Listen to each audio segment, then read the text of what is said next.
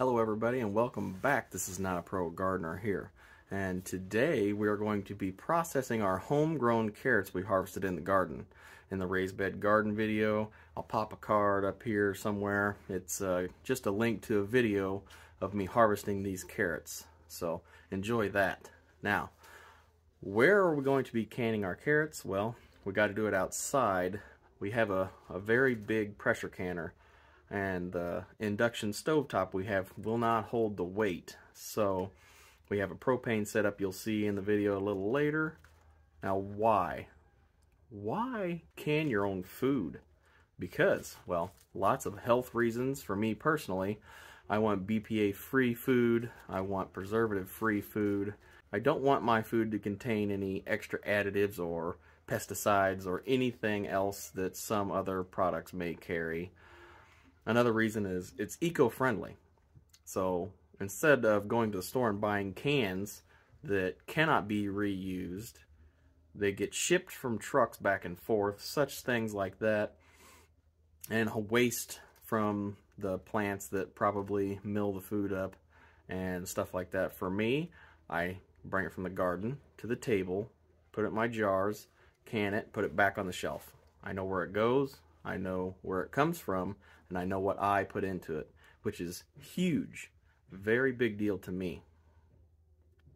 Another reason is we have lots of garden things going on out here. Maybe you could check out some of my other videos, but when you have an abundance of food, or if there's a sale at the store, you can buy that food, can it, and save it for your shelf. Or, like I said, I have abundance of, let's say, cucumbers or tomatoes. I can can them and put them on the shelf for future use, which is a huge advantage for storing food. Now, I believe it's the USDA Canning Process Guidelines of 2021 revised, or whatever, it's something of that matter. But that is where I get all of my information, is the USDA website or this book that I have, and I suggest always checking with their guidelines and making sure things are up to date. Now, just a little bit of information on this. We have carrots. The harvest of the carrot video that I showed you, I'll pop up like a video over here, probably somewhere in here, about the processing of the video. I'm going to just pop it up so you can see me processing these carrots. I'm just going to kind of talk a little bit about it. If I miss a step, it'll probably be included in the video. Not a big deal, but always check that the USDA guidelines, that'll steer you straight. Now, we're going to be raw packing these carrots. So I'm putting them in pint jars. First, we trim the carrots, tops and the bottoms, or any forks or anything in between, bad spots. Cut all that stuff out. Anything in between, we cut all that stuff out. And the forks, yeah, sometimes it traps a little dirt in there, so I like to just chop that little spot off. And after we get all that cleaned up, we take it to the chickens and dump all the scraps to the chickens. They enjoy that. Next, what I do is I soak my carrots in the sink and let them kind of soak up for like 5 minutes or so, and then I scrub the peels. I don't peel my carrots.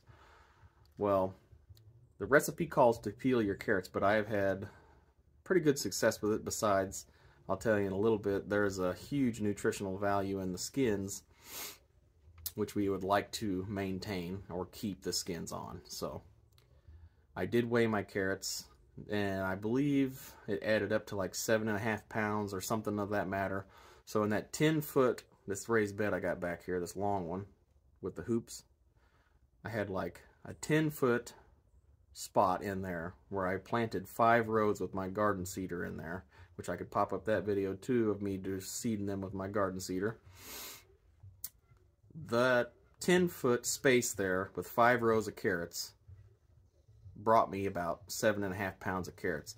A lot of them were small, a lot of them were medium sized too, but only a few big ones, and I sliced those into coin sizes, which is easier for me.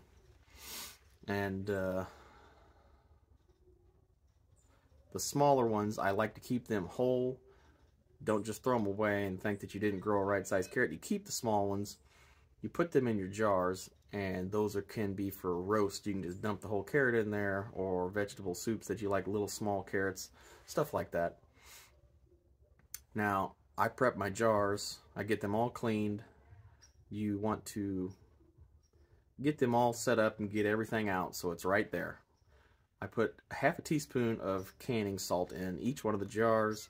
You can do up to a teaspoon, but I have found that a half is better for me and my tastes. After you get everything prepped up, you want to fill the jars with the carrots. Leave about a half an inch. You want to leave about an inch headspace in between the top of the jar and the carrots in the jar. So there's about an inch headspace of no carrots and no water. So after you do that, you want to get your debubbling tool. After you've filled the jars with the carrots, the water, you want to get your debubbling tool and go around the jars and try to get all the little bubbles out. That helps. And then fill any excess, you fill with any excess water you have to bring that headspace up to an inch. Now if you get them all filled, you want to wipe the tops of the rims of the jars with a dry paper towel, or you could put a little vinegar on it and clean the rims of that jar really nice. Now when you put the bands and lids on, you want to fingertip tighten those bands on. You do not want to wrench them on, because it needs to be just fingertip tight. So you just use the tips of your fingers to tighten it, not the whole palm of your hand like you're opening a jar. No, you want to be able to leave it just snug enough to where air can escape, because if you don't, whenever it cools down and it vacuum seals that lid down, it can cause it to concave that lid in. Now, as I said about the carrot skin, I like to keep that on, and I've had success with not having any issues with that as long as you clean them properly. The carrot skin contains like a vitamin C and niacin. It helps keep your nervous system, digestive system, and your skin healthy. Just under the peel, the next layer has vitamin A, which helps with your eyesight and other things, but the core of the carrot contains the most calcium, potassium, magnesium, and phosphorus. So all around, carrots are very healthy for you. Okay, so now we talked a little bit about carrots. We're going to go ahead and show you what we got down here and get this thing going so we can get these guys canned. Let's go ahead and check it out. Alright everybody, so what you want to do is you want to get your canner on. You want to get about 3 to 4 inches of water in the canner. Then you want to light your propane on, get that going. We're going to go ahead and get our jars stuck in here and everything else to get this prepared. So let's go ahead and get that done. I already have one of these in the bottom, which you need to set your jars on. Just going to go ahead and get these jars set in here.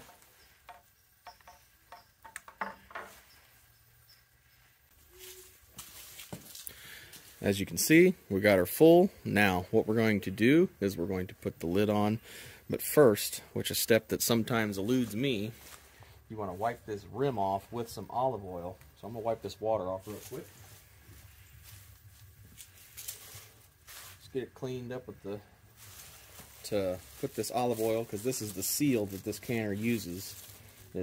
I use olive oil to put this seal on here. And I usually wipe it on the rim here pretty smooth like. You don't want to cake it on. It just needs a little bit here. And then I also put it on the lid as well.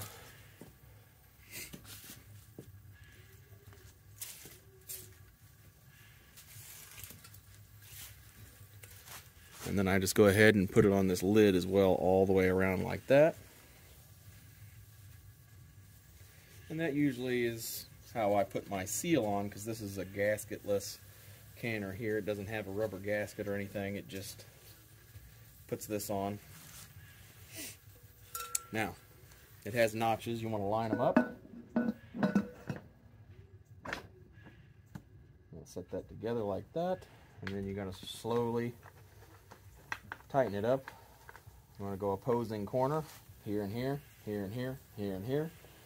Then that's pretty much it. Snug it up. Don't tighten it too much.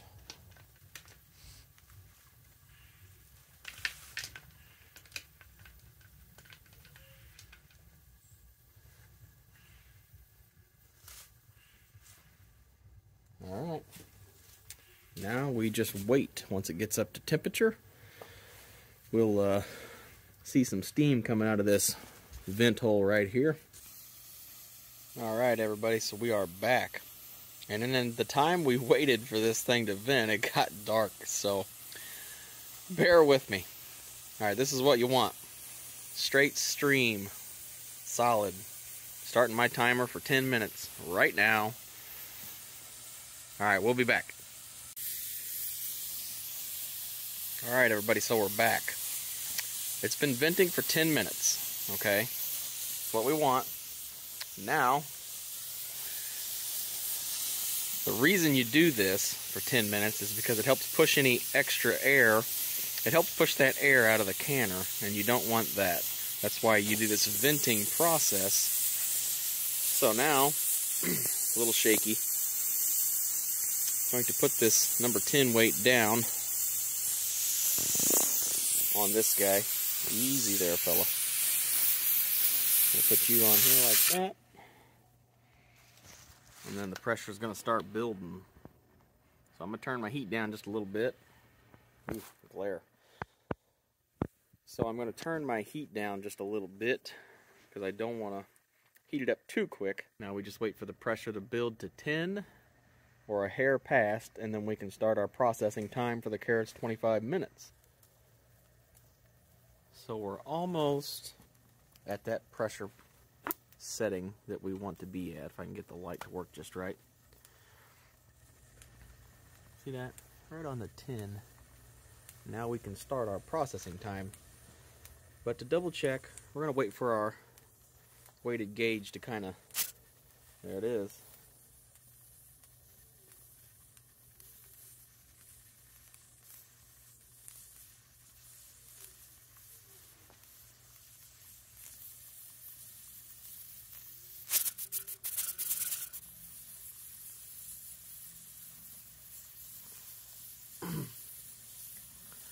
So it's right where I want it, so I'm going to turn my heat down just a smidge.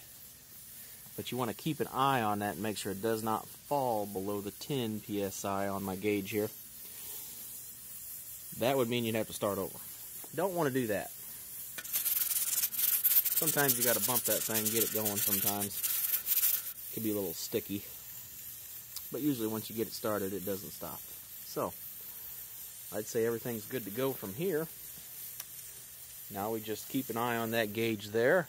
Make sure it stays on what you want it to be on for your elevation, per your canning recipe or whatever you may call it. And if this thing quits jiggling around, then something has got to be up. Keep an eye on your flame. All these things are just different ways to keep track of what's going on here. So we're going to go ahead and get back to you after the 25 minutes. Let's go. Alright everybody, so the 25 minutes is up. Still doing good on my pressure. Everything's jiggling the way it should be. Now I'm going to cut the heat off. Turn my propane tank off. Cut this heat off. And now we are going to wait until this reaches 0 again. And then you should be able to take off your weighted gauge to let it vent for 10 minutes. This may take a while. It is very cold outside, so it may not take as long as it usually does, but after that, then you should be able to open the canner and see what goodies lies before you, or mess. But hopefully goodies. So, this is Not a Pro Gardener here. Don't forget to like, share, subscribe, and I'll see you next time out here in the garden. Have a great day. Okay, so this guy has went down to 0 on my pressure. Took the weighted gauge off, let it rest for 10 minutes to vent. Now I'm slowly going to take this guy off, a little at a time. This thing is super hot. So you want to open the lid away from you like this.